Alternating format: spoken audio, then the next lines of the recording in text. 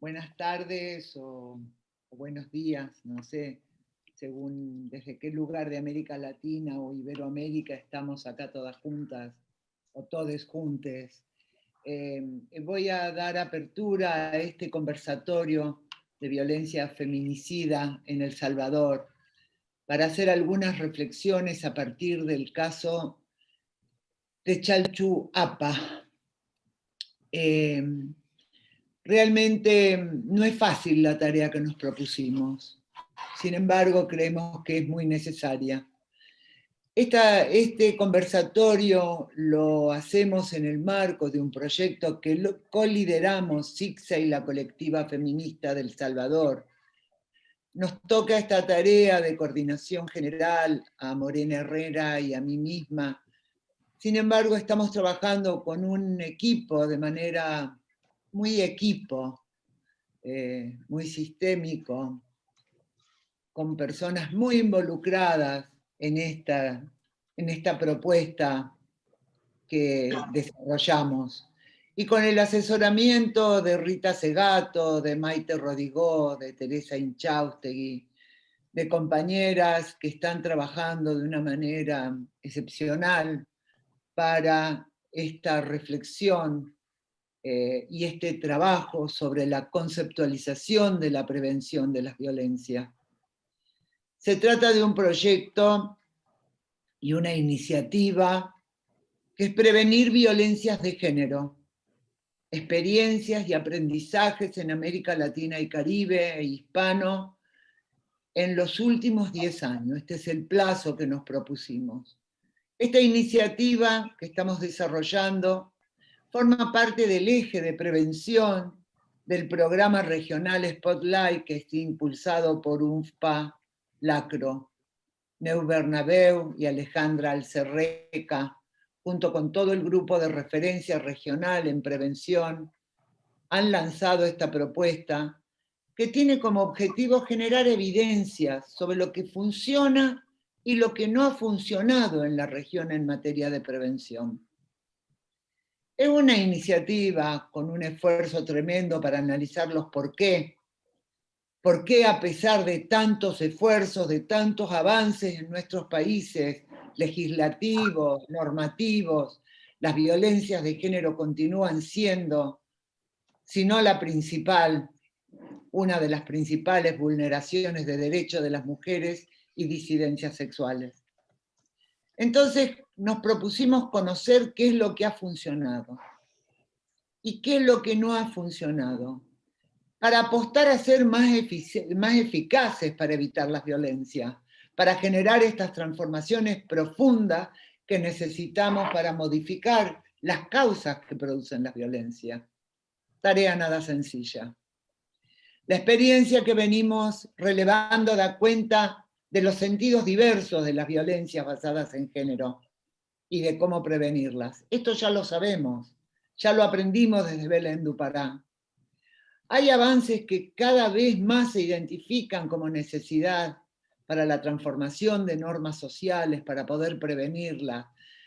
Y cada vez más vemos una menor tolerancia social hacia las violencias basadas en género. Hay una instalación en público, de alguna manera, en la mayoría de nuestras sociedades, sobre estas violencias contra las mujeres. La han logrado las mujeres en la calle. El Ni Una Menos, ¿sí? Ni Una Más de México. Los pisos de igualdad se han ido moviendo, las estrategias se han multiplicado, se han diversificado. Sin embargo, a lo largo de todos nuestros países, capitalismo, racismo, colonialismo, patriarcado, se siguen articulando de una manera eficaz, de una manera extendida, con mecanismos a veces sutiles en algunos ámbitos, pero algunos otros de una crueldad cada vez más impactante, como el caso que queremos analizar hoy. Estamos ante un caso trágico de feminicidio, el de Chalchuapa, que aún están haciendo excavaciones, que todavía podrían dar mayores sorpresas. 9 cuerpos de mujeres jóvenes violadas y asesinadas. ¿Qué esconden estos asesinatos, estas violaciones, estos abusos, estas apropiaciones de los cuerpos de las mujeres cosificados por la violencia sexual? Yo voy a hacer una brevísima cronología del caso, de las fuentes que nos han pasado las compañeras de la colectiva feminista del Salvador, con fuentes de los medios locales del Salvador. Y decirles que el lugar donde esto sucede es una pequeña ciudad de unos 84.500 habitantes, que está ubicada en el occidental departamento de Santa Ana, a 13 kilómetros al oeste de la capital departamental y a 78 kilómetros de San Salvador. O sea, vinculada, una ciudad que no es menor, una ciudad intermedia pequeña, ¿sí? Y cercana a la capital del Salvador. El viernes 7 de mayo se reporta una alerta de violencia contra una mujer. A las 11 de la noche del viernes 7 de mayo, Cristina Palomo, Lima, gritó pidiendo ayuda porque estaba a punto de ser asesinada en una vivienda del Callejón Esteve, en Chalchuapa, en Santa Ana. Este aviso alertó a los vecinos y a las vecinas, quienes avisaron a la Policía Nacional Civil. Y este hecho reveló una barbarie. La casa donde mataron a Cristina Palomo y a su madre era en realidad un cementerio clandestino. Esa misma noche, Hugo Ernesto Osorio Chávez, de 51 años, fue capturado y confesó haber sido el responsable del doble crimen de las dos mujeres. Y confesó haber sido el responsable de más asesinatos, cuyos cuerpos había enterrado en un terreno colindante con la ayuda de otros hombres. Yo tomaré solo la declaración del presidente de El Salvador. Pero es importante decir que entre el 7 de mayo, el acontecimiento que acabo de brevemente citar, y al cual después harán mención las colegas participando en la mesa, desde el 7 de mayo, recién el 21 de mayo, las autoridades hicieron alguna declaración. O sea, que entre el 7 y el 21, 2 semanas, no hubo declaraciones. El presidente Nayib Bukele, que reacciona a notas de este tipo inmediatamente, no se pronunció hasta el final de la tarde del 21 de mayo. Y anunció que el ex policía Hugo Osorio había sido trasladado al penal de máxima seguridad y dio una cifra de 15 asesinatos en la década pasada. Hay otras declaraciones, no voy a abundar en ellas. ¿Nosotras qué nos preguntamos? Nos preguntamos qué compromisos necesitamos para ser más eficaces en prevenir esta violencia. ¿Qué estrategias tenemos que desarrollar? ¿Qué formas de considerar los aspectos que hasta ahora parece que no podemos visibilizar o nos excede? ¿Qué dicen los casos como este de Chalchuapa, de nuestras formas de entender, de abordar las violencias de género? ¿Qué nos ha quedado afuera? ¿Cuáles son los sentidos en disputa sobre las violencias y los contextos de estas violencias situadas que se producen y se reproducen? ¿Qué tenemos que tener en cuenta a la hora de pensar cómo frenar y prevenir las violencias? ¿Cómo evitar la espectacularización de la violencia? ¿Cómo avanzar en nuestros análisis para no cerrar sentidos, sino seguir pensando juntas? Estas son algunas preguntas, solo algunas preguntas que surgen de nuestros análisis todavía muy parciales y que además nos despierta esta propia situación de este caso terrorífico. Para este conversatorio que me han pedido que modere y que me siento muy honrada de poder hacerlo, y agradezco al equipo de este proyecto Prevenir, como le llamamos, que me hayan pedido esta moderación. Tenemos dos mujeres extraordinarias, de mucha trayectoria, de mucho compromiso, para pensar juntas sobre estas preguntas y muchas más que nos atraviesan frente a este caso. Quiero presentar a quien va a tomar primero la palabra, a Morena Herrera. Morena Herrera es una activista feminista y defensora de derechos humanos. Es integrante de la colectiva feminista para el desarrollo local, de la concertación de mujeres de Suchitoto, socia fundadora de Las Dignas, presidenta de la Agrupación Ciudadana para la Despenalización del Aborto Terapéutico, Ético y Eugenésico, que nos dio recién una buena noticia, que habían liberado a una mujer más. Morena fue concejala de la capital de San Salvador por el movimiento Iniciativa Ciudadana. Antes de los acuerdos de paz durante el conflicto armado, ella integró las filas del FMLN, egresada de estudios del doctorado en filosofía iberoamericana, con maestría en relaciones de género, con maestría en desarrollo local, una feminista de reconocimiento y de mucho cariño en toda América Latina. Nuestra segunda persona en este diálogo es una persona muy querida en América Latina y yo diría en el mundo. Es la querida Rita Segato. Rita es escritora, es antropóloga, es activista feminista. Rita es argentina, como yo.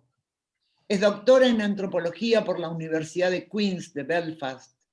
Allí obtuvo también el título de Master of Arts en el año 78 y luego su doctorado, su PhD, en el 84 en el Departamento de Antropología Social en Irlanda del Norte, en Belfast. Es doctora honoris causa de varias universidades argentinas y de la Universidad Iberoamericana de México. Ella es profesora emérita de la Universidad de Brasilia, donde fue docente del Departamento de Antropología desde el año 85 al 2010 y de los programas de posgrado de bioética y derechos humanos. Investigadora senior del Consejo Nacional de Ciencia y Tecnología del Brasil. En 2018, el Museo Reina Sofía de Madrid fundó la cátedra Aníbal Quijano y la designó titular de la misma. En el 2019, la Universidad Nacional de San Martín, la UNSAM, en Argentina, creó la cátedra Pensamiento Incómodo, Rita Segato, bajo tu titularidad. Es miembro de la coordinación del curso especializado de estudios afro-latinoamericanos y caribeños de Claxo. En el 2022 será profesora y visitante en el programa de estudios latinoamericanos de Princeton, en Estados Unidos. Ella ha creado y dirige la colección Pensamiento del Brasil en español en la editorial Prometeo de Buenos Aires. Hay mucho para decir de Rita como de Morena, pero de Rita quiero mencionar, de sus innumerables premios y menciones, quiero mencionar 3, de reconocimientos nacionales e internacionales. El Premio Latinoamericano y Caribeño de Ciencias Sociales de Claxo, 50 años en el año 2018. El Premio Daniel Cosio Villegas de Ciencias Sociales del Colegio de México, el Colmex, en el 2020. Y el Premio Franz Fanon de la Asociación Caribeña de Filosofía por su trayectoria en el 2021. Rita es conocida, muy conocida, por sus investigaciones orientadas a las cuestiones de género en los pueblos originarios y en las comunidades latinoamericanas, por todos sus estudios sobre la violencia de género y las relaciones entre género, sobre el racismo y colonialidad, con enormes y significativas contribuciones en derechos humanos y género. Bueno, ante estas mujeres uno podría decir muchas cosas, pero yo quiero darles la palabra.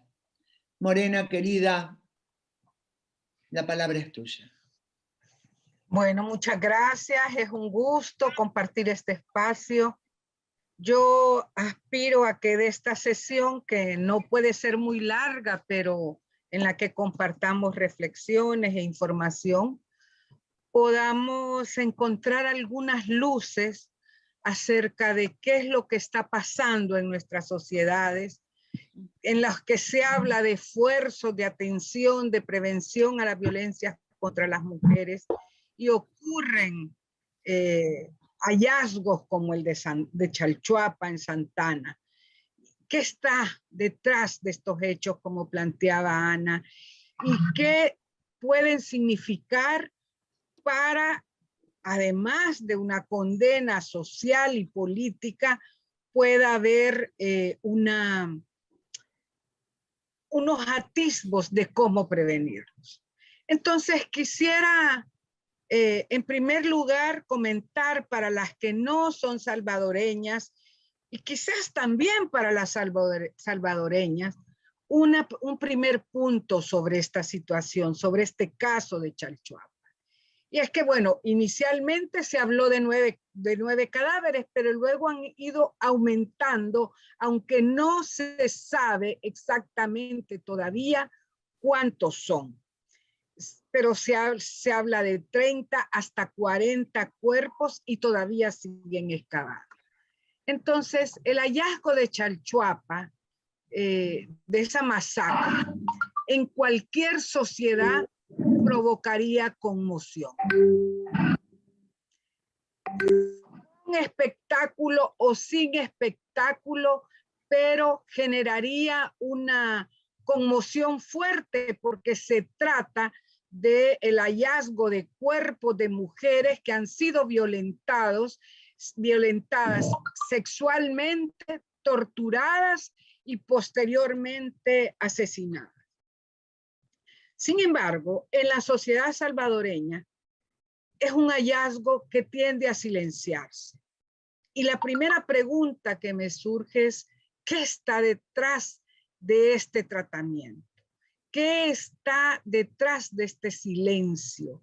¿Qué está detrás de las declaraciones de las autoridades públicas del país que no se posicionan pública y explícitamente contra un hecho como lo de Chalchuapa?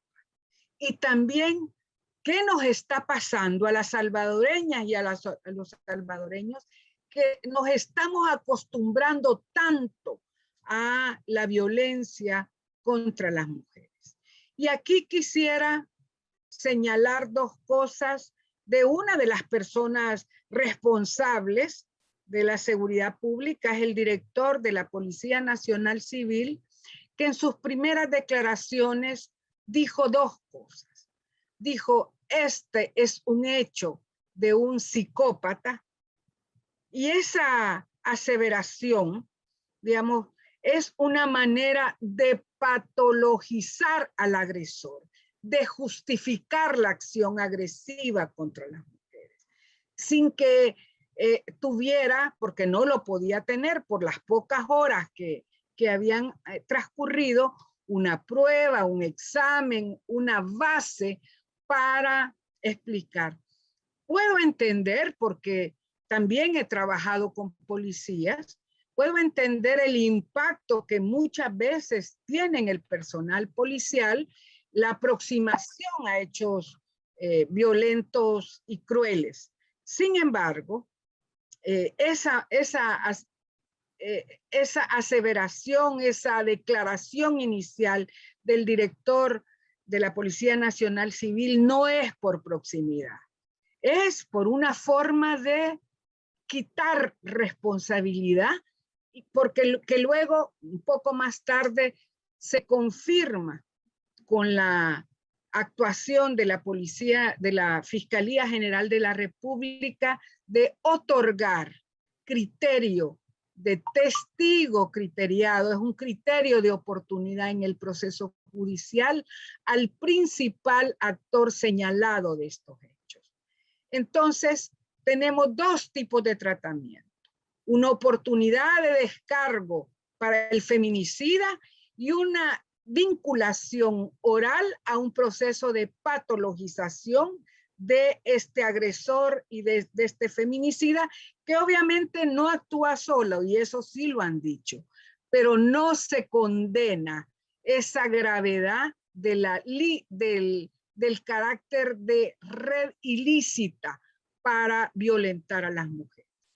Como ha dicho una de las fiscales, hay en este caso una motivación clara y evidente que no se puede obviar, que es la violencia por razones de género.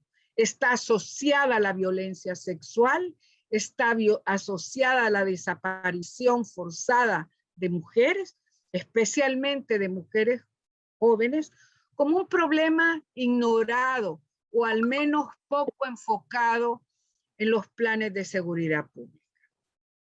Otro problema asociado, que tampoco es nuevo en los hechos de violencia contra las mujeres, es la impunidad, que está asociada a buscar ese tratamiento de descargo, pero también está asociado a la no suficiente exigencia de justicia.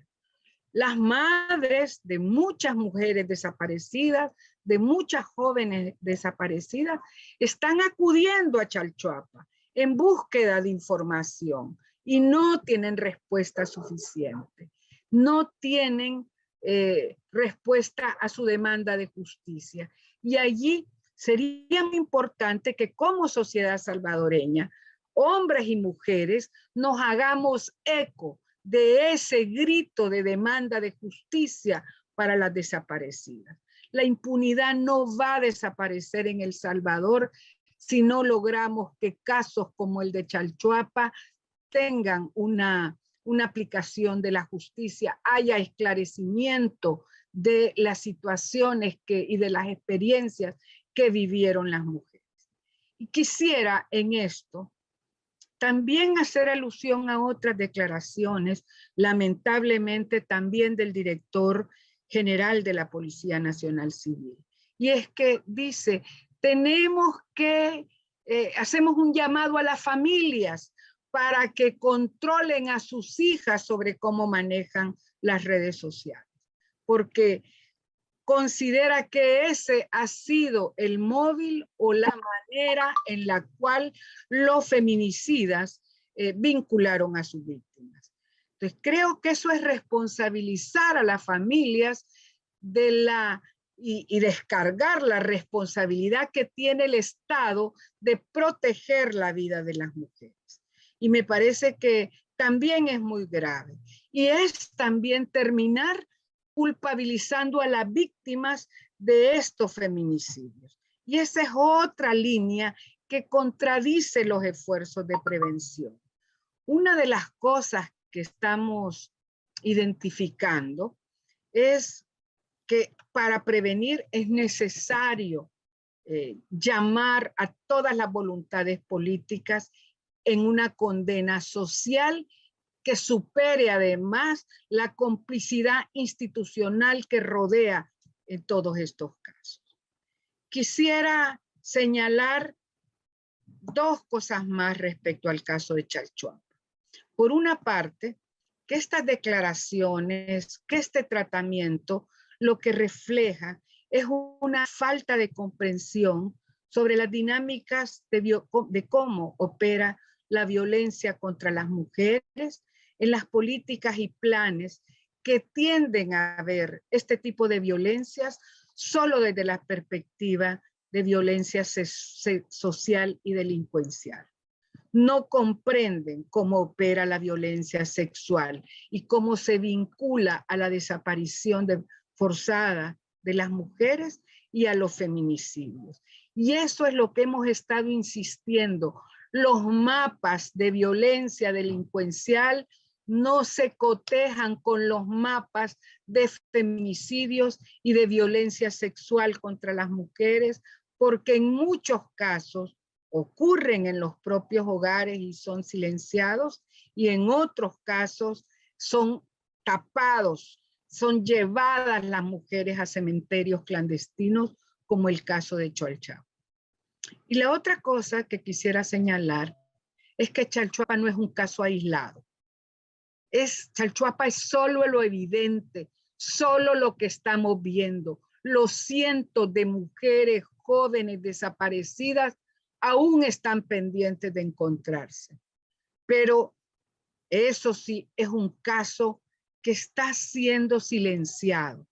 No comprendemos por qué voluntades, pero hay una tendencia, una acción de silenciar que Chalchuapa es un tema menor. Bueno, es un tema menor porque hay otras cosas que concentran la atención pública y mediática. Y eso no lo podemos permitir. ¿Por qué el silencio? Nos tendremos que preguntar. Me pregunto, ¿por qué no provoca la conmoción necesaria los feminicidios y la violencia sexual contra las mujeres jóvenes? Y aquí quisiera señalar que este día se ha revelado información del Departamento de Patología del Instituto de Medicina Legal, donde personal especializado forense está explicando cómo hay anomalías en los procedimientos que les están exigiendo hacer a los cuerpos que han encontrado en Chalchuapa, en este cementerio clandestino. Les exigen solo pruebas corporales externas y no ubicar la verdadera razón o causa de muerte. Están denunciando que las indicaciones, y ahora se ha publicado incluso un memorándum, las indicaciones les están diciendo que hagan exámenes incompletos. Y eso, como las mismas trabajadoras del Instituto de Medicina Legal están diciendo, sesga la realidad y se está orientando y violentando por memorándum el acceso a la información y a la justicia para generar autopsias sin seguir procedimientos, para hacer autopsias que unos meses después no puedan servir como pruebas. Y esto lo denuncian porque dicen, nos atenta contra nosotros como Instituto de Medicina Legal, pero también niega el acceso a la información y a la justicia. Entendemos que hay una prioridad en la búsqueda de la identificación de los cuerpos, pero al no trabajar en la identificación de las causas de muerte, al no identificar la violencia sexual y los hechos de tortura que se han cometido, posiblemente en Chalchuapa y también en otros lugares con cuerpos trasladados a Chalchuapa, nos muestra cómo hay en efecto una tendencia de silenciar. Y esto tiene que ver con que en El Salvador todavía el Estado, todas las instituciones del Estado, no han comprendido su responsabilidad en la protección de la vida de las mujeres. No han comprendido que tienen una obligación de asegurar esa protección y de asegurar una investigación que permita la aplicación de la justicia, el acceso a la justicia a las madres que buscan a sus hijos. Creo que es un hecho muy grave y que como sociedad salvadoreña, como movimiento feminista, es importante que nos pronunciemos, porque esta es una práctica que si no logramos pararla en El Salvador, pronto se extiende como manera de aprendizaje, como esas pedagogías de las cuales Rita Segato nos ha enseñado tanto, se extienda a otros países de América Latina. Yo de todas maneras comparo y decía, Ayotzinapa en México ha conmocionado, ha movilizado la opinión pública, a la sociedad civil, a las madres y padres de los estudiantes desaparecidos. ¿Por qué Chalchuapa no genera esa conmoción en la sociedad salvadoreña? ¿Cuánto nos estamos acostumbrando a la violencia sexual, a la desaparición forzada y al feminicidio como algo que a veces las autoridades hacen como una especie de, lo convierten en número y en estadística y desaparecen el drama que está detrás de cada una de las mujeres asesinadas en este momento en Chalchuapa, pero también en todo el territorio salvadoreño. Creo que estamos ante una realidad cruel, de ensañamiento, y que tenemos que exigir que digamos, que el medicina legal, que el Instituto de Medicina Legal haga completas las autopsias y que haya justicia en el caso de Chalchuapa. Muchas gracias. Perdón, estaba silenciada. Muchísimas gracias, Morena. Realmente haces luz sobre este caso que realmente estás marcando los temas centrales que son de preocupación, ¿no? El patologizar, la impunidad, las dificultades de la prevención, etcétera, etcétera, ¿no? Estos cementerios clandestinos, y lo que da como escalofríos es pensar que Chalchuapa no es un caso aislado en El Salvador, ¿no? Y en este sentido, ¿por qué estos silencios, ¿no? ¿Por qué esta articulación de fuerzas para dificultar el conocimiento, para dificultar el acceso a la información, incluso para generar la información cierta en el caso de las autopsias? Bueno, la verdad que, como vos bien dijiste, Rita Segato nos ha enseñado de las patologías de la crueldad. Creo que estamos ante un caso justamente de estas patologías, ¿no? Y como plantea Rita en sus escritos, en sus documentos, cuánto tenemos para revisar esta noción de la prevención, ¿no? Este problema de la violencia de género que, como lo hemos argumentado desde hace años, la feminista emana de esas relaciones de poder estructurales en las sociedades tal como las conocemos, patriarcales, coloniales, racistas, etc. Rita, me gustaría muchísimo que te pudiéramos escuchar frente a estas desapariciones que están ocultando alguna realidad de estas violencias basadas en género. ¿Cómo ves vos este caso de feminicidio, ¿no? Este caso feminicida? Y cómo ves vos el rol del Estado también en esto, y qué fuerzas están operando. Y bueno, tu reflexión, siempre tan importante. Gracias, Rita. Muchas gracias por estar acá. Hola, ¿cómo están? Buenas tardes. Es siempre espantoso, ¿no? En fin, es un tema en el que uno, aunque haya trabajado muchos años sobre esto, no hay costumbre posible. No se acostumbra jamás.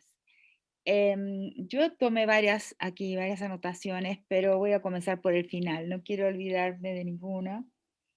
Pero la verdad es que el eco, si vamos a ver en qué caso ECOA, ¿no? En qué tipo de tipología de violencia contra las mujeres hace un fuerte eco el caso de Chalchuapa, es Ciudad Juárez.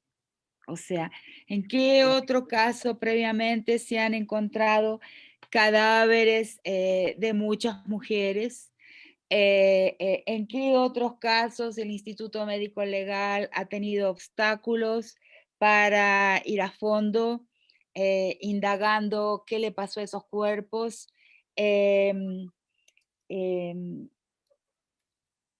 Es en Ciudad Juárez, o sea, es realmente el caso, entonces, el caso guía, ¿no? Para entender qué pasó, qué pasa con esos cuerpos de mujeres en El Salvador. Y ahí tenemos una primera disyuntiva, ¿no? Es un serial, o sea, es un único agresor el culpable de estos crímenes. Si lo es, no es un caso semejante al de Ciudad Juárez, porque justamente una de las presiones que las autoridades hicieron en aquella época, de los años 2000, en Ciudad Juárez, la fiscalía, los medios de comunicación y los poderes locales intentaron hacer creer, el primer acusado, que fue posiblemente el mismo asesinado en la cárcel, el egipcio, era un serial. Y siempre hubo presión para que se pensara que, que el culpable había sido un serial. Para saber si es un serial o no es un serial, porque cambia el modelo de explicativo, continúa siendo un crimen de género, claro que sí, pero hay otro modelo para entender el caso del serial. Es necesario saber si en el cuerpo de las víctimas se encuentra semen de un único agresor o de una diversidad de agresores. Ese es un dato absolutamente fundamental. Y por lo poco que he escuchado aquí, creo que lo poco que sabemos, podría ser que la inhibición colocada a las investigadoras del Instituto Médico Forense que vayan a una investigación más profunda de los cuerpos es justamente, y sobre todo si se trata de cuerpos recientes, si hay presencia de indicios de una violación por un agresor o por más de un agresor. Ese es un dato absolutamente fundamental. Ese dato es el que va a colocar este caso, digamos, en la historia de los modelos de interpretación de los crímenes, de los grandes crímenes contra mujeres, en el sentido de que masacres de mujeres, ¿no? O lo que intento llamar y formular como femigenocidio, ¿no? Entonces, ¿sabemos esto? Es una pregunta que les estoy haciendo y que es fundamental. Si hay indicios en que se pueda concluir que más de un agresor torturó y violó a un único cuerpo, o no lo sabemos, podríamos saberlo, hay barreras para que lo sepamos, es absolutamente fundamental. El otro tema es, si no fuera este el caso de que sea un serial. Y ahí es una de las grandes preguntas sobre los agresores que son seriales, que son la minoría. La menor parte de los crímenes contra las mujeres, crímenes que llamamos sexuales, pero que deberíamos llamar por medios sexuales, contra las mujeres, no son de seriales, no son de psicópatas, no son de personas desviantes, anómalas. Aunque debemos aclarar aquí que un psicópata no es un inimputable, o sea, no es un psicótico, o sea, no es una persona que padece de una patología, no, sino que es un tipo de agresor que tiene un problema constitutivo de incapacidad empática y de bajísima sensibilidad. O sea, por lo tanto, el psicópata es un delincuente común, no enfermo, no es una patología, sino una anomalía de la personalidad. O sea, que no es lo mismo que un psicótico, que es una persona enferma. El psicópata no es un enfermo, es un anómalo en el sentido de que tiene una anomalía como en su estructura de personalidad. Son dos cosas distintas, pero el psicópata va preso igual que cualquier otro agresor. Entonces, es un perverso, digamos, es alguien que alcanza el goce ultrapasando un límite, el límite de la ley, ¿no? Si el psicótico es alguien que no sabe sobre la ley, que ha forcluido la ley, que no tiene noción de la ley, que no es, su psique no está formateada con un límite, que es la ley, y él no lo sabe, o sea, es enfermo, tiene una patología por esto, el psicópata sí conoce cuál es la ley y su gozo consiste en forcejear con la ley, y ahí él goza, ahí él obtiene las bajísimas insumos que producen un goce. Entonces, es importantísimo saber, como fue importantísimo también en el caso de Ciudad Juárez, si se trata de un psicópata o alguien que está actuando en sociedad. Ahí hay una gran diferencia. Si está actuando en sociedad, él está actuando con un grupo de parceros, con un grupo de compinches. Hay ahí una agresión colectiva, hay más de un hombre violando y torturando. Y se trata, por lo tanto, de un crimen de fratria, de corporación masculina. En el caso en que él sea un agresor solitario, es otro tipo de crimen, pero también una de las preguntas que caben siempre es por qué la psicopatía lleva en un número muy amplio de casos a agredir mujeres. O sea, porque el psicópata, teniendo esa anomalía, no tiene, existen otro tipo de víctimas, pero es muy minoritario la agresión de un serial con otra que replique su víctima, su crimen, con un tipo de víctima que no sean mujeres o niños.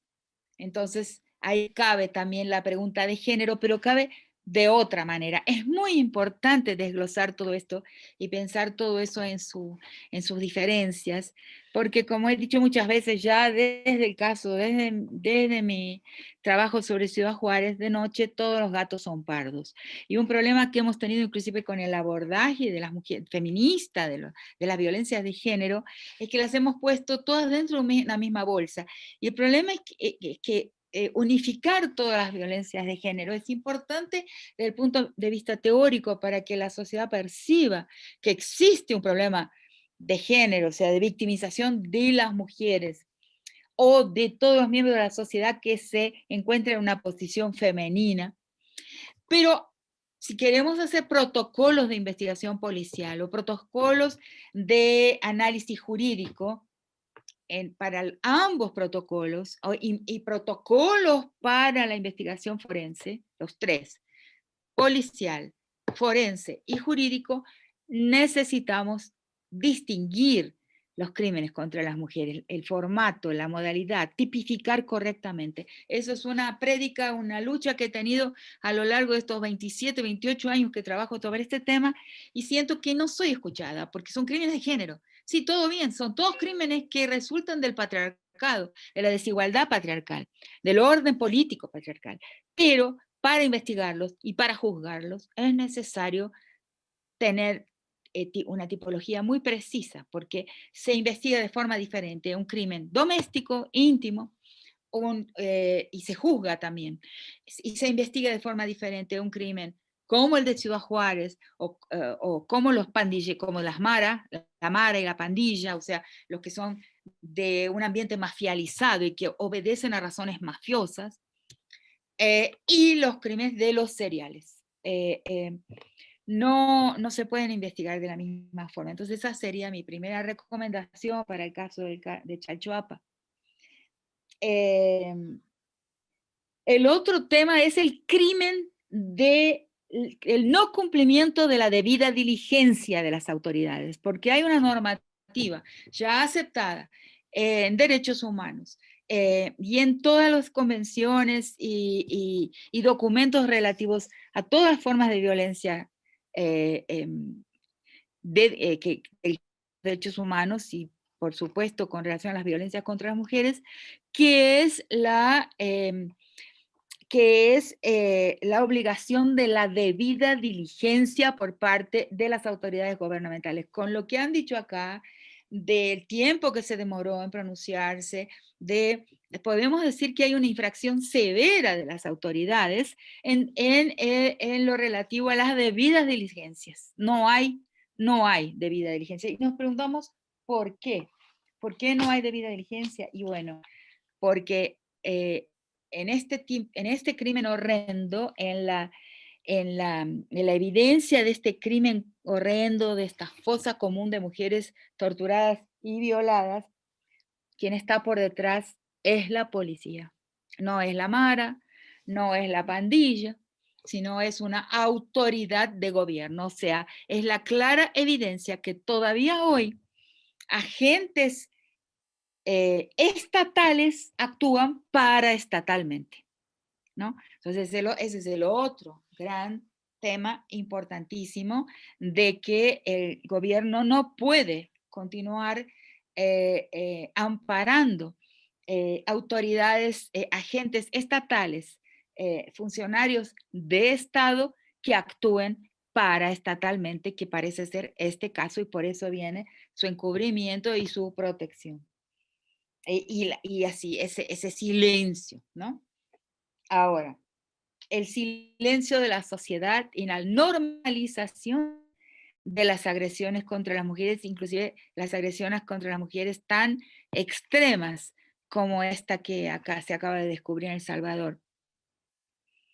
¿Qué pasa, no? ¿Qué pasa? Entonces, ¿por qué hay una naturalización de la victimización, de la violencia en general, la crueldad extrema en general y la crueldad extrema con relación a las mujeres que no son un antagonista bélico, como he dicho muchas veces, la mujer no empuña, o sea, aunque puede existir una mujer marera, sabemos que existen, ¿no?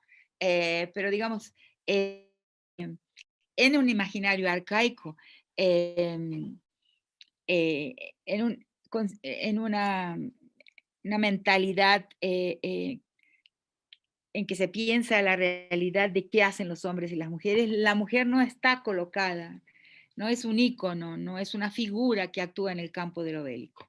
Entonces, la violencia contra ella no es una violencia de guerra, o sea, no hay un combate ahí por detrás de esto que se ha descubierto, no hay un combate, ¿no? Entonces, ¿qué es lo que hay? ¿Por qué esos crímenes? Entonces, por un lado tenemos la historia reciente de El Salvador, ¿no? Del periodo violento del Estado represor, la historia contemporánea de El Salvador con los territorios de la Mara y de la pandilla,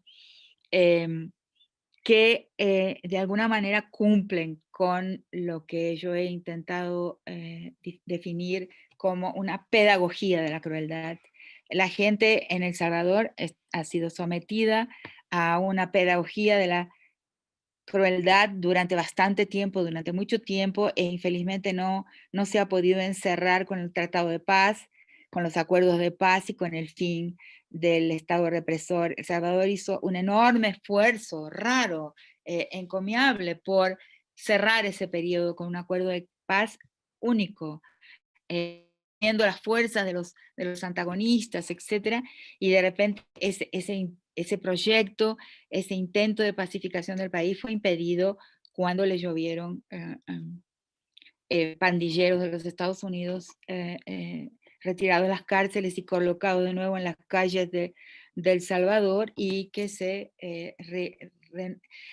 renueva una fase, se reinicia una fase violentísima de la nación, ahora de otra forma, con otros personajes, pero que también reintroducen la violencia, impiden el proyecto de paz.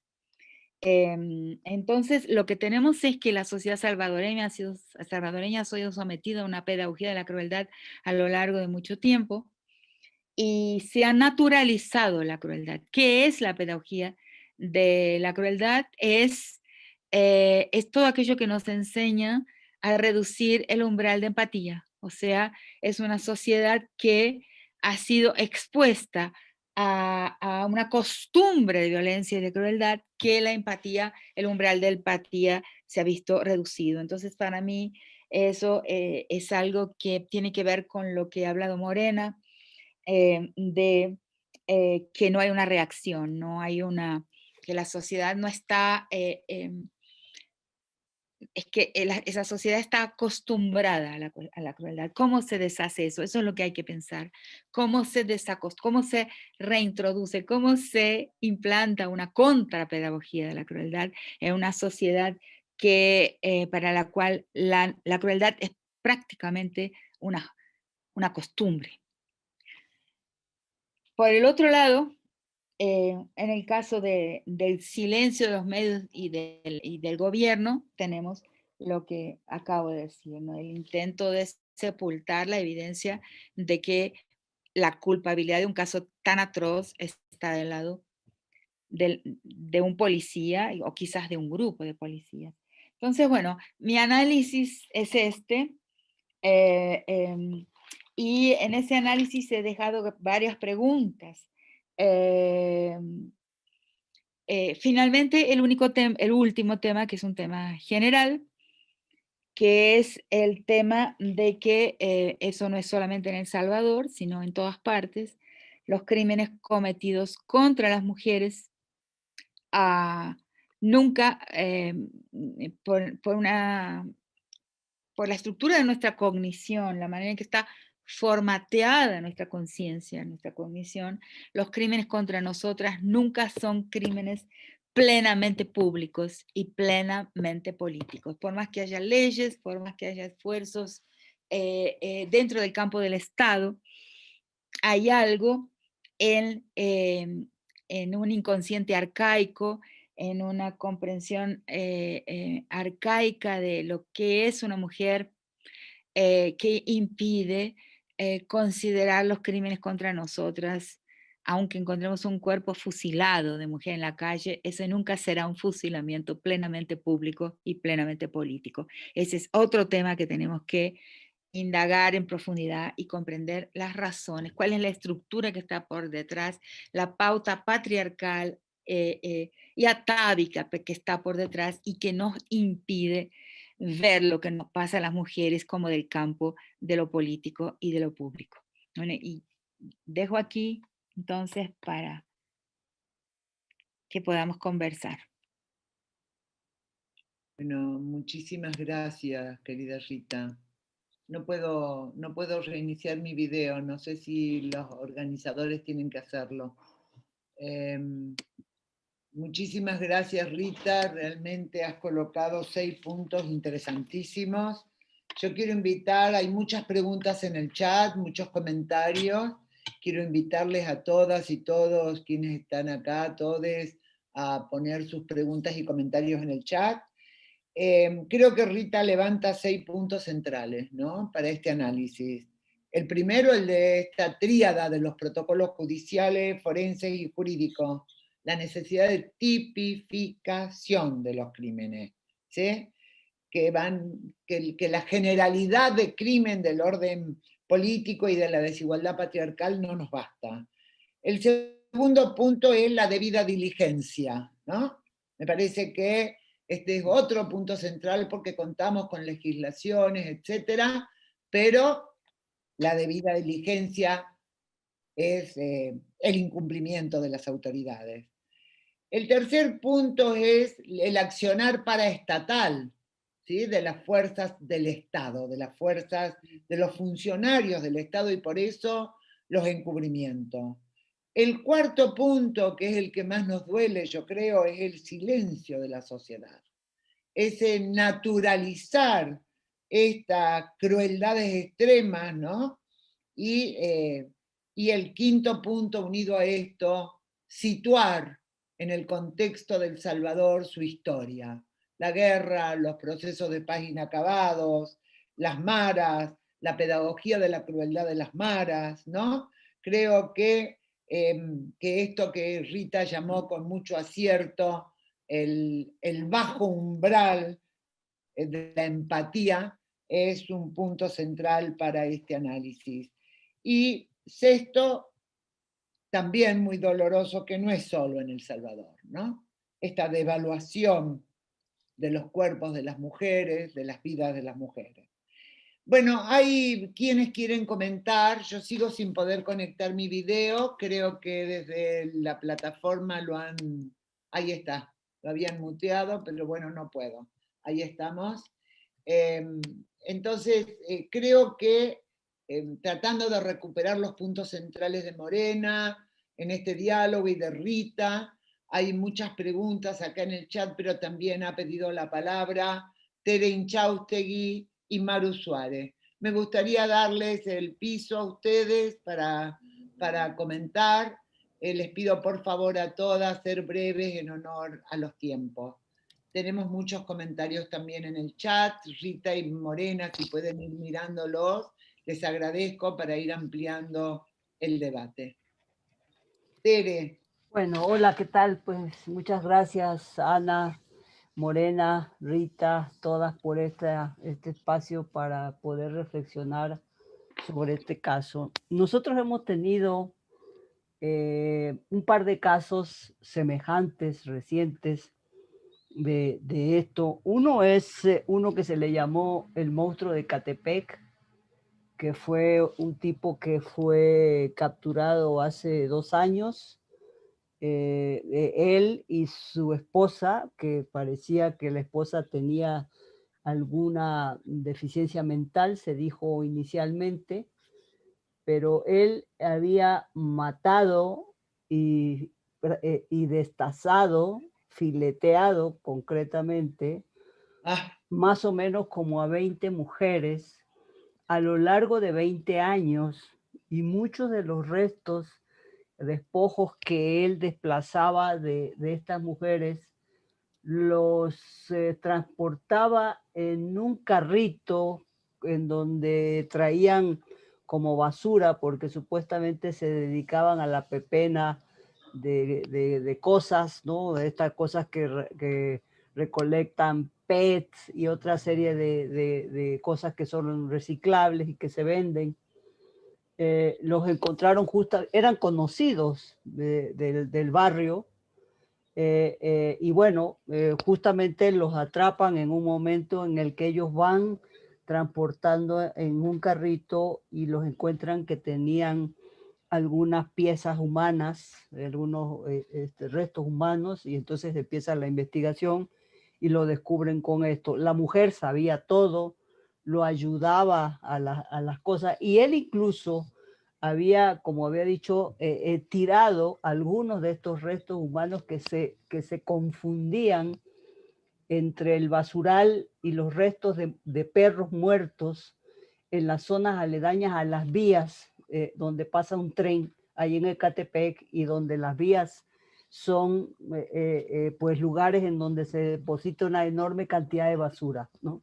Ecatepec es una de las zonas periféricas. La Ciudad de México está ya en el Estado de México. El Estado de México es un estado que ha tenido siempre entre el segundo o tercer lugar de muertes y asesinatos de mujeres hace más de 20 años, es decir, no ha tenido la triste fama de Ciudad Juárez, pero es un lugar tremendamente letal para las mujeres. Y bueno, Ecatepec es un lugar de una enorme concentración de población migrante que vino desde todas las zonas del país a poblar en esas periferias de la Ciudad de México, y es un lugar tremendamente inseguro para las mujeres, con zonas oscuras, con zonas todavía con montes en donde la gente a veces tiene que atravesar de noche porque no hay caminos, hay zonas que no tienen calles, la basura es parte de lo diario, etcétera, ¿no? Y el segundo caso acaba de ser, hace como un par de semanas, atrapado también un señor muy conocido, un hombre ya de la tercera edad, que pues también era conocido, incluso había sido representante vecinal ahí en otra zona también del Estado de México, también con bastantes problemas de precariedad y marginalidad, que es Atizapán. Y resulta que este señor había desaparecido y también destazado, enterrado en su casa a más de 20 mujeres. Encontraron ahí porque la última que desapareció fue la esposa de un policía y el policía por su cuenta siguió las investigaciones y llegó a la casa y sonó el celular de la mujer y el celular sonó ahí, en esa casa. Entonces él descubrió todo eso. Bueno, al final, digo yo, de todos estos casos en donde además eran conocidos, la gente los veía ir y venir, nunca se sospechó de ellos, y operaban así en el sigilo, haciendo todos estos aspectos y la comunidad nunca se enteró. Yo estoy de acuerdo con Rita y lo que también señalaba Morena, que esta idea de concentrar en un asesino serial el tema de la violencia feminicida en contra de las mujeres y plantearlo que es solamente un tema de la patologización de patologías individuales, es tender un velo de ignorancia sobre toda la violencia estructural y simbólica que hay en contra de las mujeres. Pero también creo que hay que tomar en cuenta que el crimen y la locura están muy relacionados con las formas sociales, ¿no? Nosotros no podíamos ver surgir a un Jack el Destripador, sino en el siglo XIX, en el marco de ciudades que están transformando la vida y en el marco también de ciudades en donde la vida de las mujeres también está cambiando, ¿no? O sea, no hay un Jack el Destripador en el siglo XVI, XVII, llega hasta el XIX. Entonces sí hay, dijéramos, también un factor social, histórico, contextual, que también está ligado a las formas de la criminalidad y la locura. Eso no quiere decir que no haya, como decía Rita, un patrón en donde es el cuerpo de las mujeres en donde se escriben esta violencia y estas formas patológicas de la violencia, ¿no? Eso me parece que es cierto, ¿no? Pero también está el tema de que el etos social también puede influir en las formas de la criminalidad y de la locura, ¿no? Sobre todo de los momentos en donde la locura tiene estas expresiones criminales. Creo incluso que hay otra serie de actos de normalización de la violencia en donde efectivamente uno puede ver escenas dantescas, ¿no? De la crueldad que se ejerce sobre los cuerpos, que pudieran ser escenográficas de cualquier política de horror. Es decir, la criminalidad también usa el espectáculo y el espectáculo criminal como una manera de disciplinar, como una manera de mostrar su fuerza, su poder de hacer morir, ¿no? Y hay en hay pues como una vertiente espectral de estas manifestaciones de la violencia criminal. Ciertamente, pues vivimos un ciclo histórico en donde la vida no vale nada, ¿no? E incluso la crueldad, la violencia están más allá de la nuda vida, ¿no? Para nosotros en México eso ha quedado como muy claro, ¿no? Desde matanzas como la de San Fernando, pero además de todas estas otras formas de la violencia que se ejerce sobre los jóvenes que son atrapados por el crimen y que a su vez son objeto de una extorsión y un disciplinamiento en donde se vuelven al mismo tiempo víctimas y victimarios, ¿no?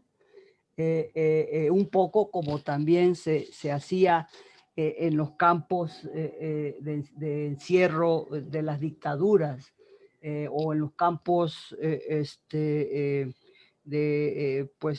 nazis, en donde se obligaba a los mismos prisioneros a ejercer la violencia contra sus congéneres y sus compañeros prisioneros. Es decir, estamos viviendo todo eso como algo cotidiano y a veces la población pienso que no reacciona, primero porque no tiene dónde acomodar, cómo entender, ¿no? Hay una parte de miedo, de pasmo de la población frente a este tipo de espectáculos que uno no es fácilmente asimilable lo que ocurre y no siempre la reacción de las personas, dijéramos, catapulta la dignidad y la rebeldía como una forma de ponerle fin, porque creo que estas estratagemas de silenciar, de aterrorizar, de infundir pasmo y miedo son eficientes en lograrlo.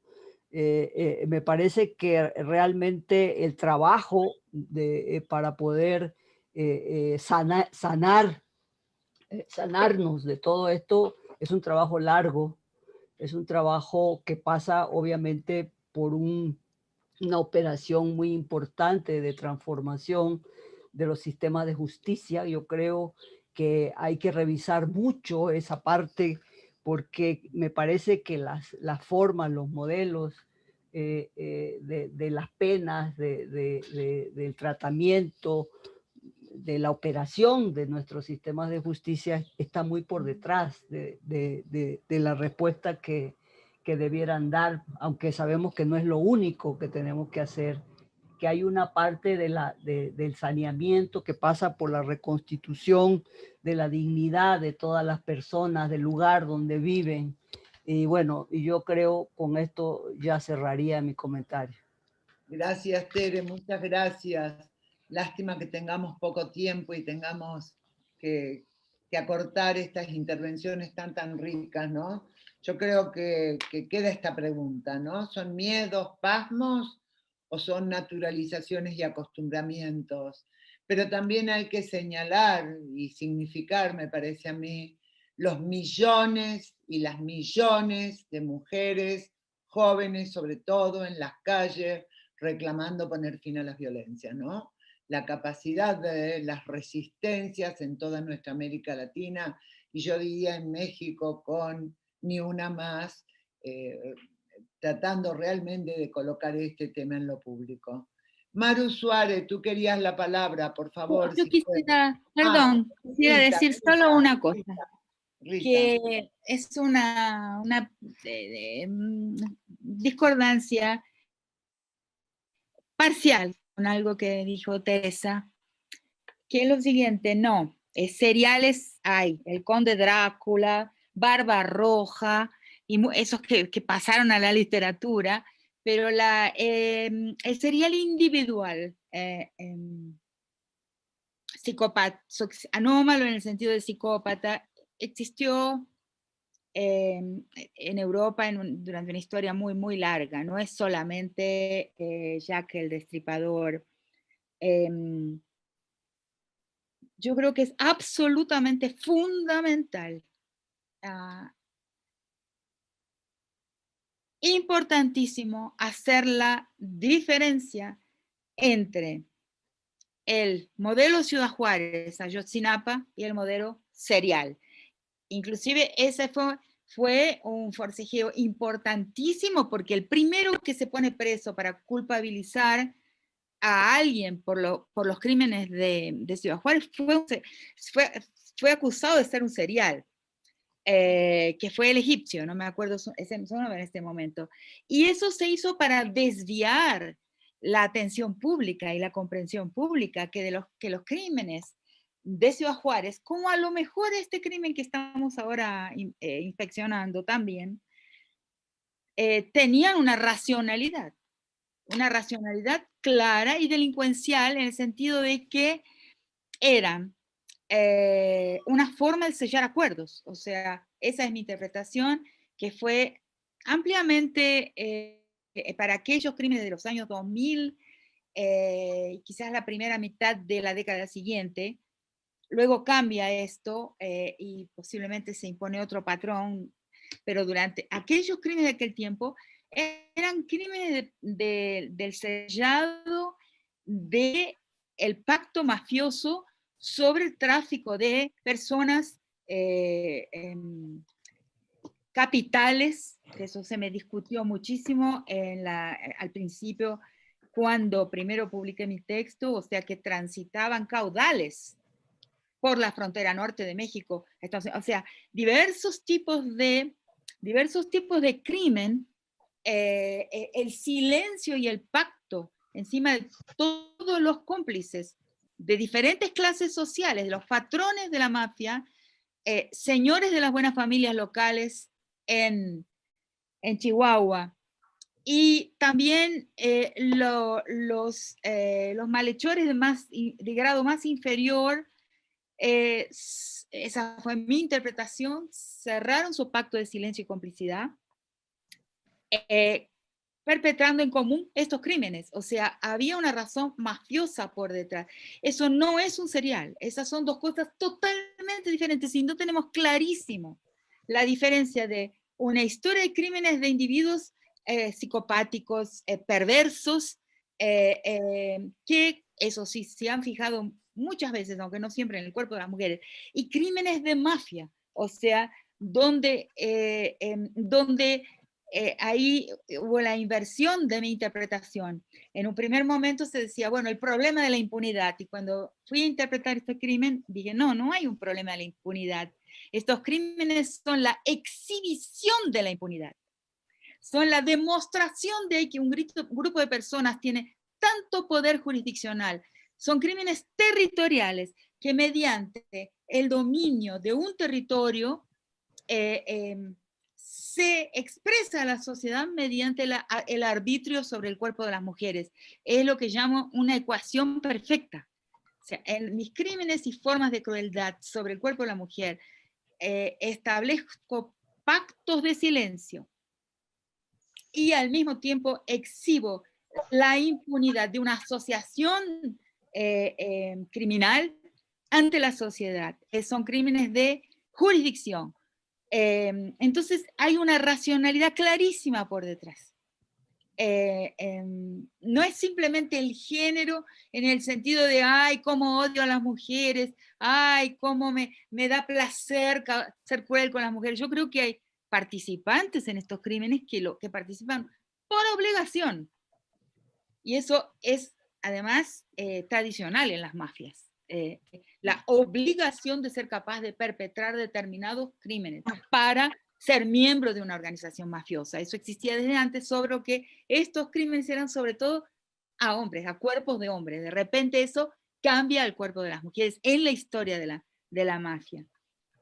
Entonces yo creo que debemos ser precisos, buscar la racionalidad que se encuentra por detrás. Y si bien es siempre una racionalidad de género, hay racionalidades específicas como son las de los intereses mafiosos, de la organización mafiosa y del control mafioso sobre un territorio. Eso quería decir. Bueno, gracias, Rita. Ana, perdón, Mariana, capaz sí, que la pregunta te venga bien para dar voces al chat, ¿sí? Porque acá Elena Hernández dice, ¿considerarían ustedes que se trata de un crimen de lesa humanidad, ya que el Estado y sus instituciones parecen haberlo invisibilizado y por lo tanto no haber procedido la debida diligencia para hacer justicia? ¿Abogarían por que se adjudique el caso a través de un proceso con la competencia de la CID, de la Comisión Interamericana de Derechos Humanos? ¿Sí? No, ¿por qué? Morena. Yo quería comentar solo una cosa. A mí me parece muy importante esta distinción que plantea Rita sobre un crimen serial y un crimen de más de un agresor. Y solo quería aclarar en esto que se trata de más de un agresor. De hecho, ya hay 9 individuos más que están siendo investigados y a este ex policía le han dado el carácter de testigo criteriado porque ha dado información sobre los otros, sobre algunos de los otros. Y se está hablando de redes de distinto tipo, red de trata de personas, red de tráfico de personas, por lo menos de estos dos tipos de redes, pero no hay claridad suficiente. No. Pero no, Bueno, no es un caso serial. Y solo en relación a lo que plantea esta pregunta, yo creo que el Estado de El Salvador está a tiempo todavía de retomar la debida diligencia. Si no la hiciera, entonces sí, las familias de las víctimas pueden apelar a instancias internacionales. Pero para mí es importante que como sociedad podamos decir Chalchuapa nunca más. Un Chalchuapa, hacer un llamado y poner a Chalchuapa en el debate cotidiano de las familias, de las comunidades, de las organizaciones. No podemos permitir que Chalchuapa se invisibilice más. O sea, creo que tenemos que salir con fuerza a decir un Chalchuapa nunca más y explicarlo, y explicar estos elementos que nos planteaba Rita. Creo que por ahí podríamos empezar a dar pasos para revertir todo este acostumbramiento a la pedagogía de la crueldad. Sí, sumando a tu respuesta, Moreno, recogiendo otra pregunta, Ana Roque dice que esto es que podría... quiero... bueno.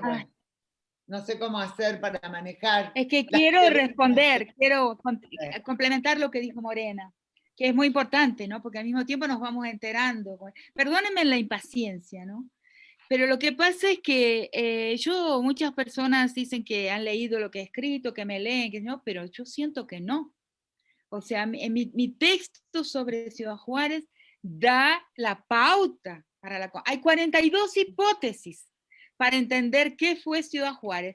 Tráfico de órganos, snuff movies, que son películas pornográficas que terminan en la muerte de la persona que las protagoniza, tráfico de personas, seriales. Son 42, yo recuerdo solamente algunas.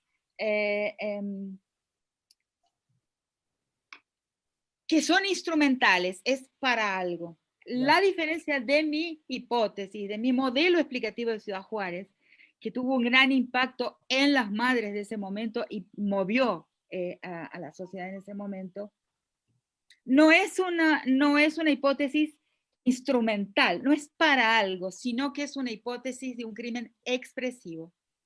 Y esa expresión en aquel momento es una expresión entre personas que saben que está aconteciendo ese tipo de crímenes. Es decir, grupos de asociación ilícita que de alguna manera dialogan a través de su capacidad de arbitrio sobre el cuerpo de las mujeres. No la voy a repetir aquí la hipótesis porque sería bastante largo y complejo. Entonces, lo que quiero decir es que es fundamental ver si este caso es así. Si en este caso hay, o sea, quien sabía de que estaba ocurriendo esto,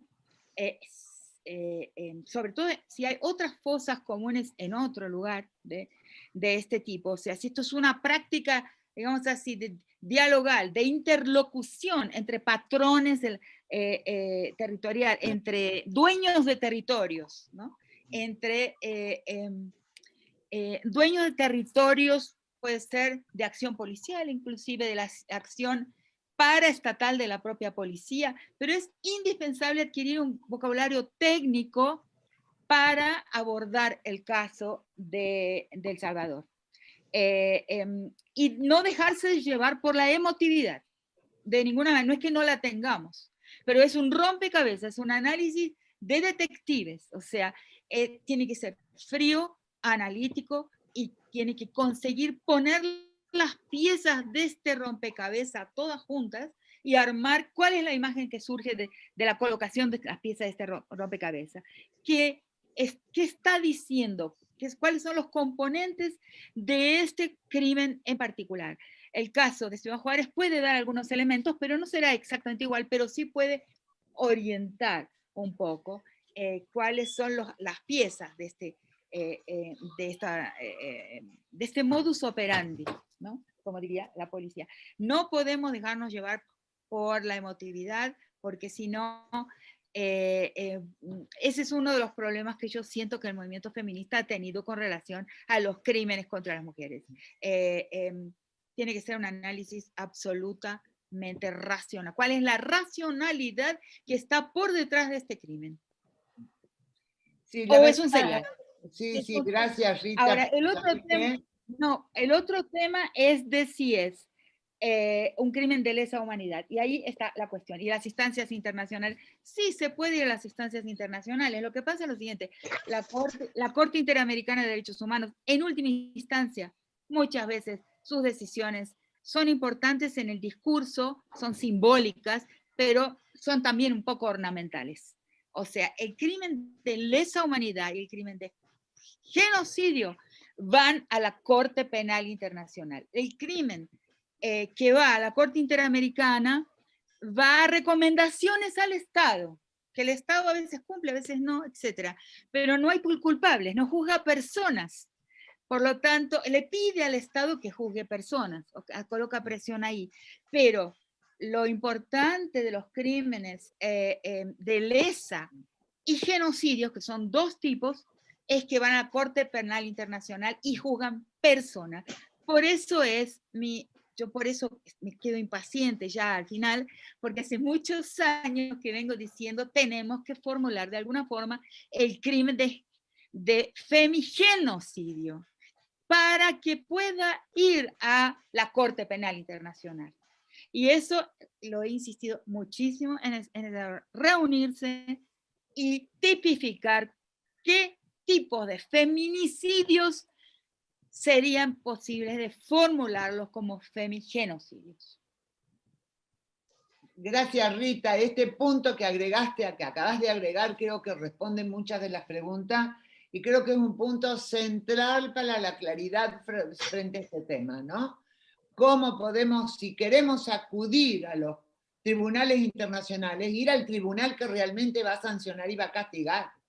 Este es el punto. El tribunal... Para eso es necesario formular una convención de femigenocidio. Claro, tenemos que construir ese instrumento para poder llegar a la Corte Internacional Penal, ¿no? Creo que este es un punto, y creo que esto da respuesta a muchas de las preguntas que están, ¿no?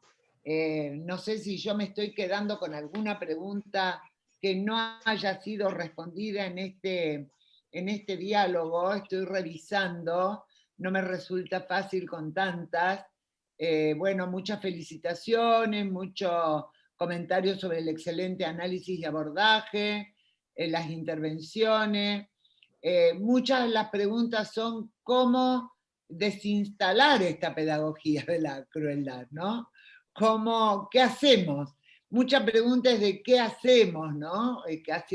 Cómo construir alguna, y en esto estamos discutiendo, esto estamos reflexionando, esto estamos pensando sobre justamente el análisis de las modalidades, los formatos, los modelos de prevención, para ver en qué estamos fallando, ¿no? Y pareciera que estamos fallando en mucho. No sé si Morena, Rita quieren decir algo al respecto, porque hay muchas preguntas. Maru Suárez quedaba de la palabra. Maru, sí, yo la invité a Maru a hablar, pero no la veo. No sé dónde está Maru. Hola, Maru, querida, por favor. Hola, Ana, muchas gracias, muy interesante. Primero, bueno, un abrazo a toda la gente de El Salvador que está pasando por estos momentos difíciles, tan extendidos en América Latina, y pues a toda la gente que nos escucha. Un abrazo fuerte y solidario desde México, desde el norte de México. Y yo, pues, quiero plantear un eje de reflexión que sale un poco de lo que no está conectado y sale un poco de lo que ustedes están ahora debatiendo, pero me parece que en todos los ejercicios, reflexiones, conversatorios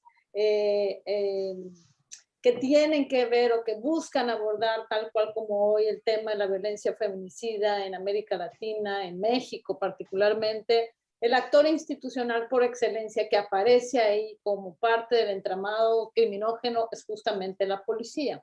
Y yo quiero hacer una reflexión sobre eso que me parece muy importante. Y dejo la pregunta también ahí, la dejo colocada, porque me parece que es importante también cambiar nuestra narrativa respecto a este actor, ¿no? Y yo preguntaría, bueno, ¿en qué cargo público recae la responsabilidad sobre la policía?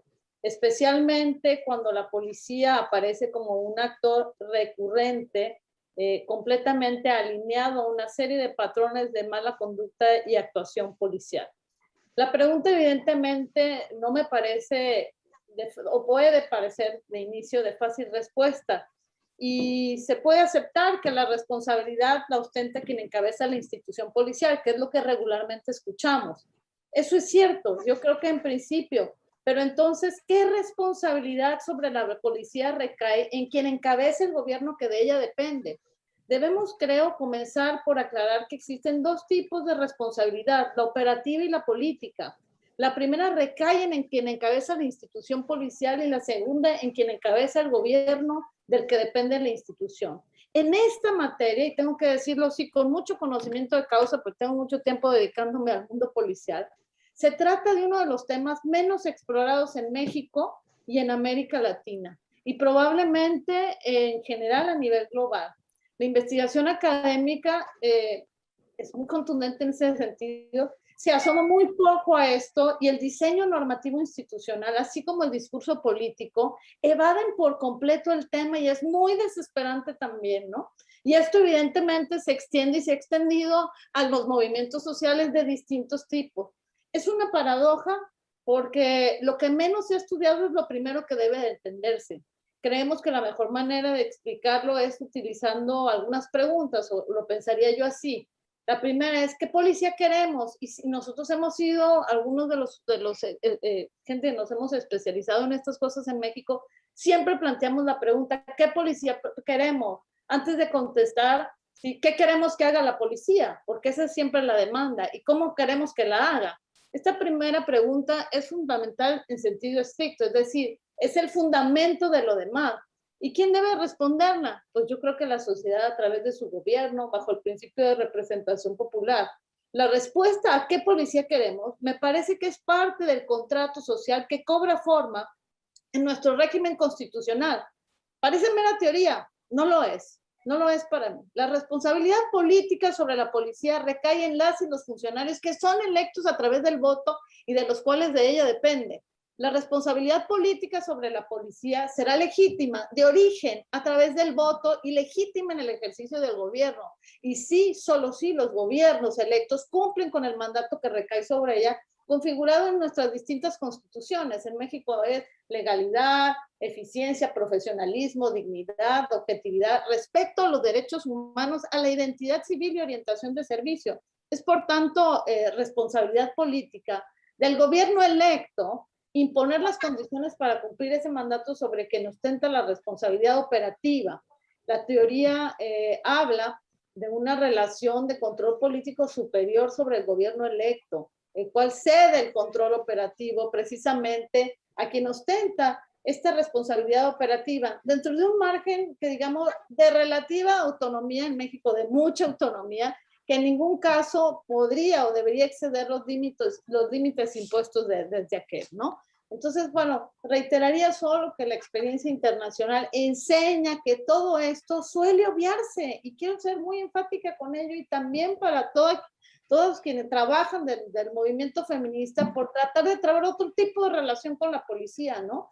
Y creo que, bueno, cuando la policía enfrenta problemas, resulta que no está claro o nunca suele estar claro qué policía se quiere porque las y los funcionarios electos no cumplen con la responsabilidad política de liderar el cumplimiento del mandato.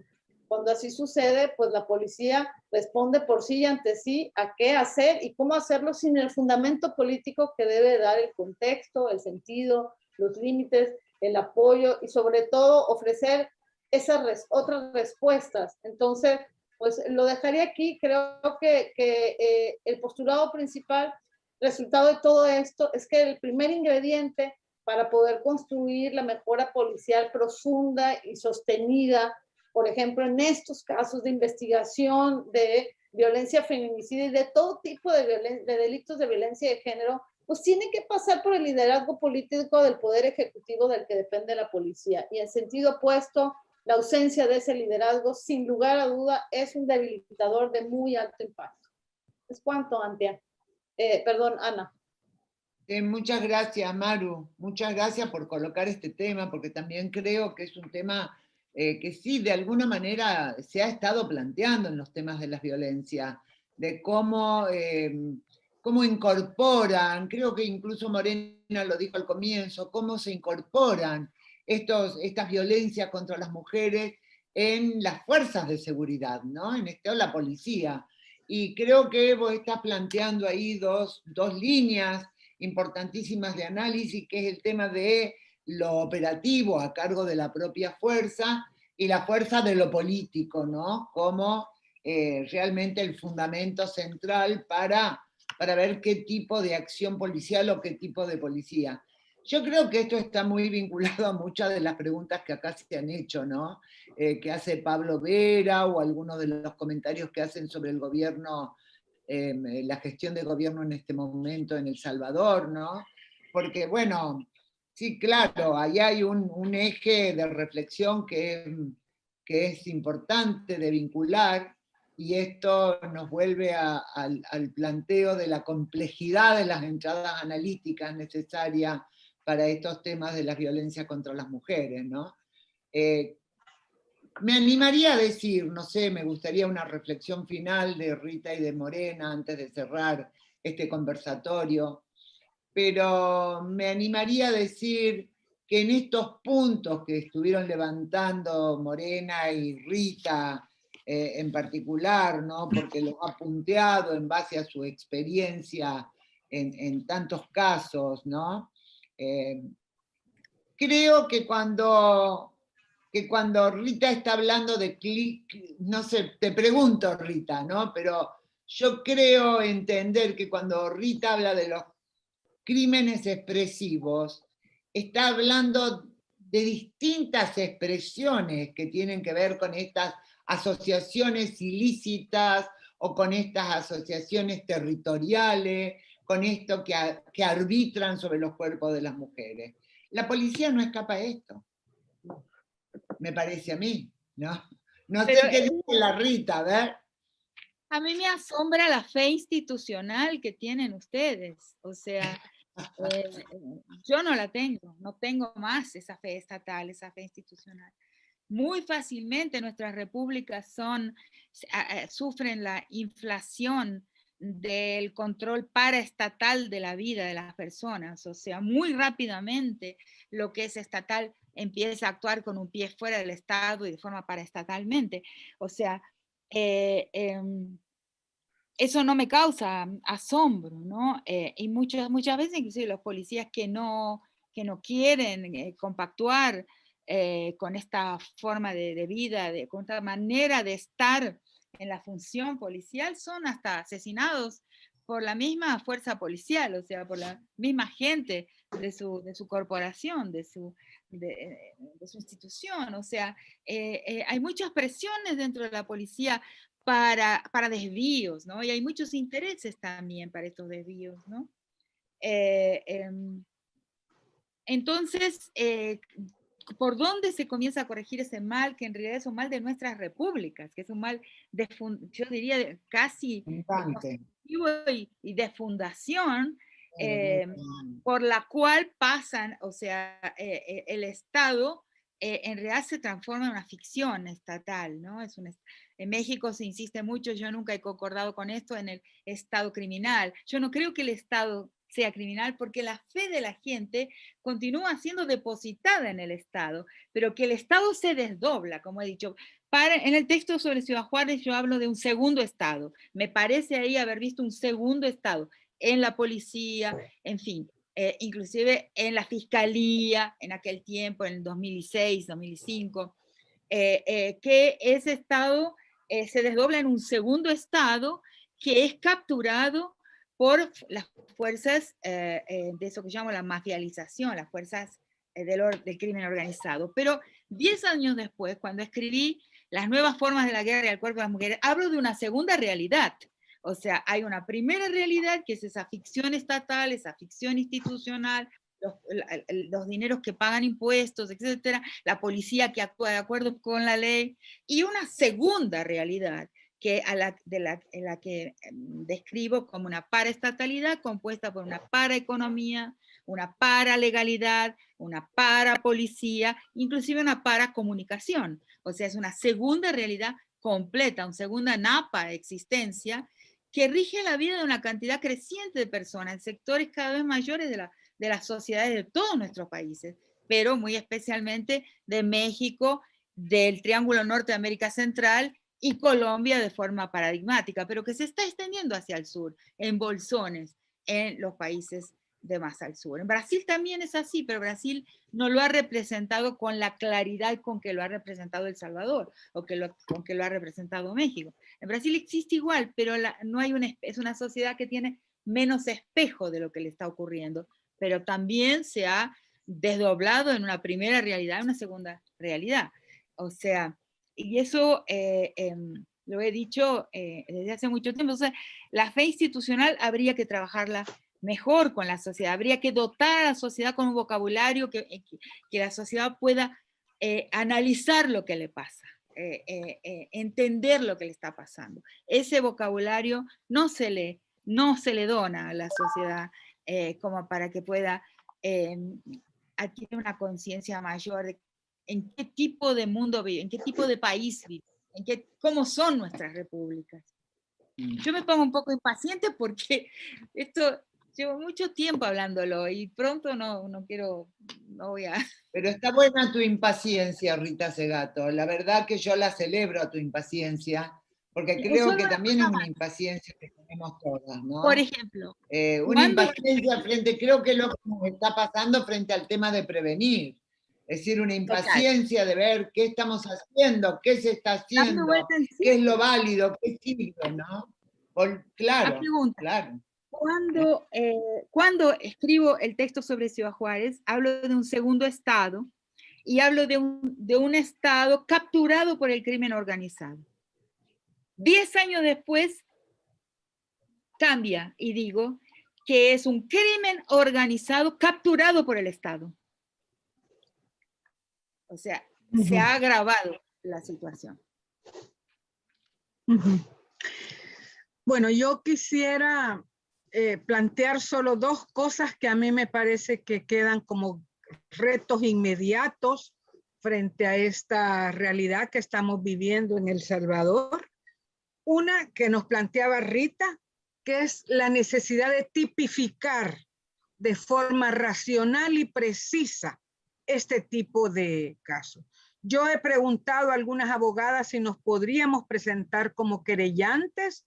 No está siendo fácil, porque no es, está siendo tan hermética la información y tan amenazante que dicen, si la organización tiene en sus estatutos la misión de ser querellante, lo puede hacer. Pero si no, no. Pero habría que ver, pues para ser querellante también necesitamos tener esa precisión y esa tipificación racional que planteaba ya Rita. Y la otra gran tarea es conmocionar a la sociedad. Empezar a